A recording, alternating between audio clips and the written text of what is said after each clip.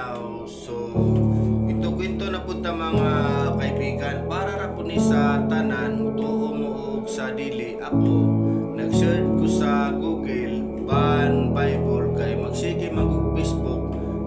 Mapuntakan man ko mapilar kay naanad naman ko og pilar kay sa per palang daan traffic naanad na ko og pasmo naanad na ko pinungtagay wala na itulugay pag-abot sa area matulog na ko dito na lami ako tulog bukaw na po sa ako ang painante bay ilar ka na ta ana ba munay wan munay nindot na ay mapuka murag amo so guys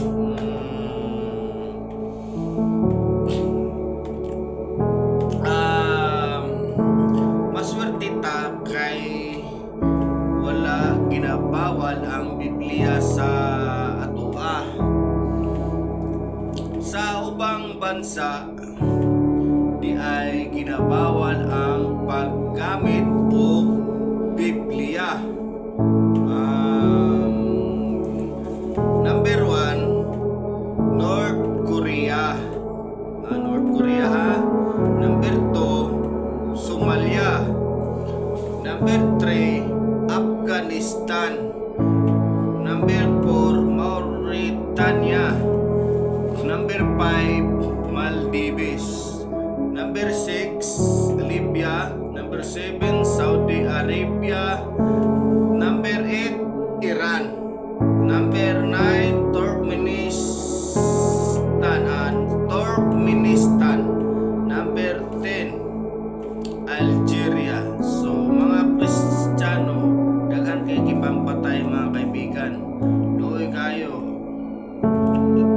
sakit sa dugan murag ikumot ang atong kasing-kasing kay kita usab uta ka Kristiyano nga nidawat sa kaluwasan gidawat nato si Kristo pagkuman nato dawat ibaptismuhan ta so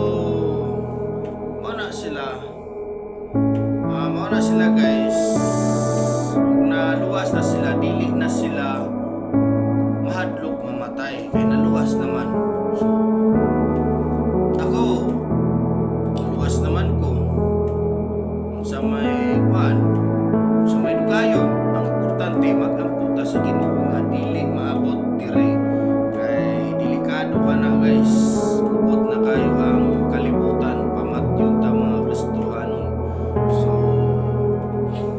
importante manalangin ta sa Ginoo so dili man ta perpektong tao usab ta ka makasasala importante diha mangayo tao pasaylo sa Ginoo ora na siya guys God is good all the time ikaw na'y masayod sa tanan comment lang sa comment section